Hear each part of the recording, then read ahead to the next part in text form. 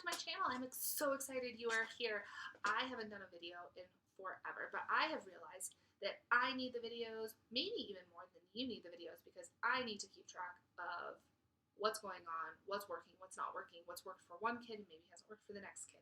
So I'm excited to share with you a mid-year update for my kiddos. If you are new here, my name is Nicole. I'm a homeschool mom to 3 girls. I have a 3rd grader, a kindergartner, and a 3-year-old. And we homeschool. I don't know. We homeschool. We love it.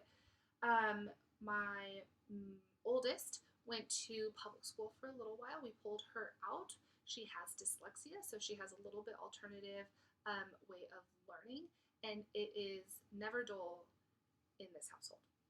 So I would love to share with you updates on all their curriculum. This video I'm going to share with you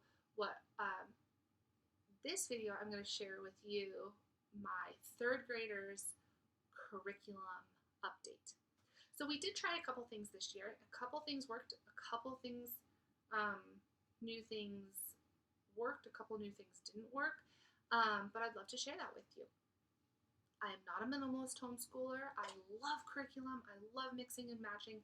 When I find something I do like to stick with it if I think it's going to continue to work for us, but I do like to add in and pull in from other curriculums to supplement and just add depth to everything we do. So to start with, let's do language arts. Language arts, our core of our language arts is the good and the beautiful. We are doing level 1. So many people do the good and the beautiful. It's probably not new for you, but it is the current level 1. I know that they are going to be doing an update in the summer of 2022. So this might be obsolete with regards to just the good and the beautiful when that happens. A little tip or trick that I would like to share before I forget is I do the binding of all of the good and beautiful's spiral bound curriculum. It's a little tip from me to you. Love the good and beautiful. I laugh because I was so hesitant to try the good and beautiful a couple years ago, and now I love it. And my daughter loves it, and my kids love it. So that is our spine of our curriculum. This year, something that we tried that did not work out, that was going to go along with the good and beautiful to just beef up the writing component of the good and beautiful was, and I'm sad to say this, writing and rhetoric. Oh, I was so excited to do writing and rhetoric. This one is writing and rhetoric. This one's book 1. It's Fables. It is for 3rd and 4th grade. I don't even know. We did like 2 weeks of it. It was way too hard. I don't know if it's because my daughter needs to wait a couple years to do it or what. This will be hanging out on my shelf for a couple years until I think that my daughter's ready to do it, because I think it will be really cool, but it did not work this year. Because this didn't work, we had to pull some other things. So we pulled Evan Moore. This is 6 Traits of Writing, grade 2. And this is a Common Core thing. It's fine. I'm not a huge fan of Common Core, but I'm fine with Evan Moore. That rhymed. Anyway, so it's workbook style. It has little things. It covers the 6 traits of writing. We don't do it every day. She's about halfway through. It is what it is. I like it. And it does its job. Next, I actually love this. We do Easy Grammar. Easy Grammar, grade 2. A lot of her language arts stuff is grade 2, even though she is technically the age of grade 3, because she's dyslexic, which is fine. I don't really put a lot of stock into the grades as long as they're getting a really solid foundation and they can continue to move up. So this is Easy Grammar. Easy Grammar teaches grammar and reviews it. Daily Grammar is different, and Daily Grammar or Daily Grams is just a review. Well, my kiddo needs the actual lessons. So in this, you do capitalization practice, punctuation, you do parts of speech, and then there's a really cool section, and it is where they give you 2 sentences, and you combine it into one and make a better sentence. I love this. I will continue to use this. There are a lot of lessons. I could be completely wrong. 180 lessons or something. So this might take her a while to complete. I love this. I think it's really helped with her grammar and writing and all of that. Really love that. I also utilize Explode the Code. That is great phonics practice across the board, but especially if your kid struggles with anything. any kind of learning. I love Evan Moore, Daily Reading Comprehension. Again, this is grade 2. This has a passage and questions that you bubble in. Every once in a while, it will have a writing, like a question where they have to like write an answer at the bottom. Oh, like this. They just write a little answer. I'm fine with that. This she can do on her own as well. I specifically got grade 2 because she can read it independently and I do not have to help her read it. Independent stuff is a big win in my household. I think grade 3 of this, or level 3 of this, isn't set up the same, so I think this will be the last year we use daily reading comprehension for her, but I have loved it. We also utilize kind of like journal writing. I don't know what to call it, but every month she has writing prompts or writing ideas. This came from actually an idea from her math tutor, who we love, but it has little writing prompts and she has to do a handful every month, and then she gets like a little prize. This has been good. She doesn't love it, but it's been good. Handwriting, we adore the Good and Beautiful handwriting. This is level 3, so it introduces cursive. She loves it. Again, this is something that she does independently. Do you notice a theme? I like things she can do by herself. So it has cursive, and it has drawing, and it does have a little bit of print reinforcement. Big fan of that. We also utilize All About Reading. She is in level 2. Excuse me. She's in level 2. I love All About Reading. I think it is so solid. It is absolutely not a complete curriculum, but it is an amazing reading curriculum. I don't love teaching it, and it's just a personal thing. I know it works for her. I know it's helping her make progress.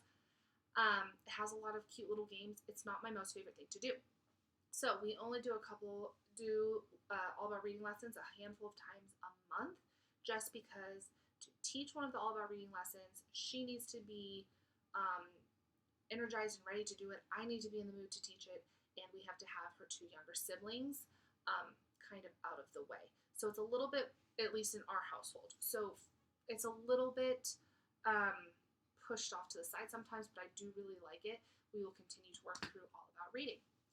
We also have had a really great opportunity. My kids do an enrichment day through our public school district, and so we get to rent a little bit of curriculum.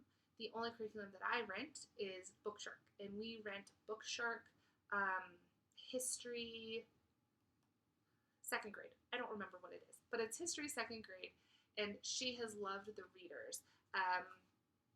These are just 2 examples that she's currently working on. I love them. They have brought passion and excitement to her reading that is completely unexpected. I had no idea. So they have old school titles, like they have Frog and Toad, Amelia Bedelia. They have Nate the Great, which I don't think is old school, but I really, really like these. And we just have sticky notes, if you notice, on the front of each one, and I have them in order. So she just reads them in order. I do no other part of the Bookshark curriculum right now for her, but I do the readers, and she loves them. What else? Oh, All About Reading. Oh, not All About Reading. Language arts. Okay, so for language arts, something that we are taking a little bit of a break from is All About Spelling. We started All About Spelling, I think, over the summer, and again, it is boring. It's boring to teach. It's boring to learn. I see where it could be really valuable. I see where it's a great curriculum, but it's not fun. It's boring, and not everything needs to be fun, but it is just tedious, and I don't know how much of the spelling rules she's actually retaining. So we're taking a break from All About Spelling and switching back to Spelling UC. She used Spelling UC, the 1st grade level in 1st grade, and she didn't love it. I thought it was great, but she didn't love it. Well, when we decided we needed to take a break from this, we stopped doing spelling altogether and just focused on some of these other great resources. Well, now I've decided that we really do need to be doing spelling, and I had gotten this level on sale at like a damage sale or something like that. So we are now utilizing All About Spelling level C, Wild Tales. It has either consonant chunking or vowel chunking. They copy what they're doing. This one has cute little animal like rhymes or poems or whatever. I don't know. It's cool. It's what she's doing. It's working for right now. My plan at this current time, because All About Spelling is hefty. There are 2 books that are this big. My current plan is to do this whole level, then switch back to this and finish it, because we literally only have this much to finish, and then go and switch again to level 2. I said I like to switch things up, and so do my kids. So I think that will work. It is what it is. Next is math. So we utilize 2 math curriculums. Told you I'm not a minimalist homeschooler. So we utilize the Simply Good and the Beautiful level 2. I love it. And the math box is amazing. I love this curriculum. It is bright and colorful. It has stories. It's great, right? It doesn't have a huge amount of practice. So we have been using, for the last couple of years, we have been using Horizons Math. So what I did is we are just using both. We are combining it. If you notice, she is in 3rd grade, but she is in level 2 for both math curriculums. That's okay. She needed reinforcement. She does have some learning differences, and so she just needs a lot of practice. And I also told you we are using a tutor a couple times a month, and that tutor loves this curriculum and actually tutors my daughter out of this book. Horizons, I don't feel like a whole lot of people know about it. It is colorful and bright, and it has a lot of practice. When it's a concept that she needs practice on, I will have her do all the problems.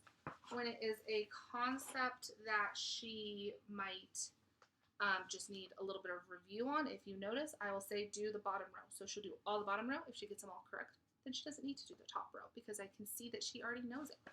So that is what we do for math. We are finishing up the book 1, and we will move right into book 2. And then last is kind of our miscellaneous stuff. We do utilize Evan Moore Geography. I don't use this a whole lot. I plan on continuing to use it when we can, and then finishing it up during the summer when we just need little things to do. It has activities and questions. It's colorful and bright. I love Evan Moore Geography. This is probably the easiest and the best geography I personally have found at this point. For logic, I'm a big believer in logic. We have a lot of games and a lot of puzzles and stuff, but we also have some books. This one is Critical Thinking Company, Building Thinking Skills. Now, I don't know if this is a miss or a win this year, because we don't do it very much, because I have to tell you, this is not my cup of tea. Like, if my kids are doing this, then they need to have, like, my husband home, because, and I hate saying that, I want to be completely capable of teaching them every single thing. For some reason, some of this logic book is above my head, or it would just take too much time for me to try to figure out. So, hit or miss, I don't really know. And then a hit, a great one this year so far, is Critical Thinking Company, Mindbenders. My daughter does do level 2, which is 1st through 2nd grade. I don't really put much stock into grade, but I love this. It has questions, and then you deduct and you find out the answers. I love this. This is amazing. We will continue to work through this for the remainder of the year. I hope that you found this video informative. Like I told you, we are minimalist homeschoolers. We like to utilize and combine a bunch of things, and I know that I like to watch people who do the same. Very eclectic in our picks, and I would love to hear other resources maybe that you guys do. Anyway, I hope that was helpful. I hope that was helpful. If you have any tips, tricks, or great curriculum ideas, leave them in the comments. If you want to hear about how my kindergartner school year is going, or family subjects, wait for those videos. Those will be coming out soon. Thanks.